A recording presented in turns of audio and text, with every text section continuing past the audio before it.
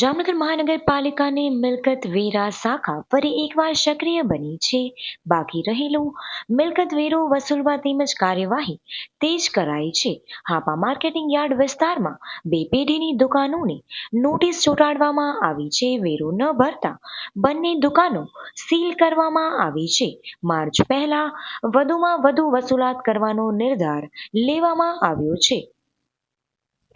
હું જામનગર મહાનગરપાલિકા મિલકતવેરા શાખામાં ઇન્ચાર્જ ટેક્સ ઓફિસર તરીકે ફરજ બજાવું છું. હાલમાં માન્ય કમિશનરશ્રી, માન્ય નાયબ કમિશનરશ્રી અને માન્ય આસિસ્ટન્ટ કમિશનરશ્રી ટેક્સની સીધી સૂચના અનુસાર જે જામનગર મહાનગરપાલિકાના હદ વિસ્તારમાં મિલકત વેરો બાકી છે એ આસામીઓની મિલકત નોટિસો અને અનુસૂચિ આપી દેવામાં આવે છે. તે મિલકતોનો ટેક્સ ન ભરતા અત્યારે માર્કેટિંગ યાર્ડ હાપા ખાતે બે મિલકતો આજે સીલ કરવામાં આવેલી છે.